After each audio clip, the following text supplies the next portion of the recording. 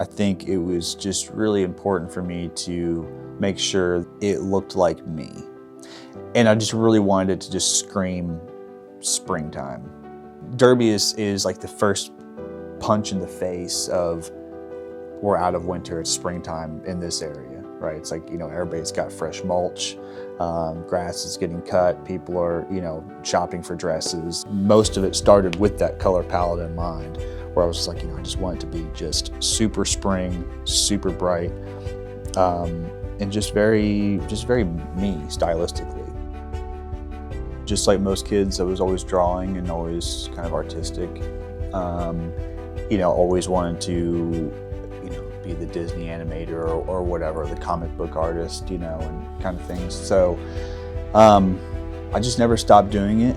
And when my first daughter was born, kind of like those late nights where you're kind of in between like them waking up and stuff like that, I started painting, and then it just kind of took over. We're young parents, no money. We needed decorations in our living room. My wife was coming home with things from stores or whatever, and I was like, I could paint something like that, Being exposed to the equestrian world, it was like that became kind of like my subject matter. And I was like, oh, well, let me try this. And then, my first sale was a horse.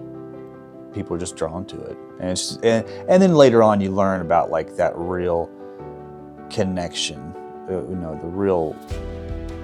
heartstrings that a horse can pull on, and then you meet like a real horseman, a real whisperer, and then you're like, and then it just goes a whole other route, and you just find this whole other, you're exposed to this whole other thing that you didn't know horses could do, which is pretty interesting.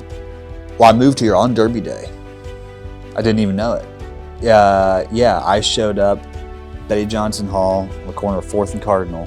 New city, it's new to me, I know nothing about, and like, why is everybody asking me for a ride?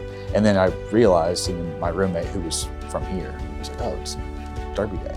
So it's pretty interesting to reflect on it and see that transition of not knowing what it is, but being here on the day and kind of feeling, what it's like. It's like the whole city is just like this like buzz, like anything can happen, everything's happening all at once, and it's constant.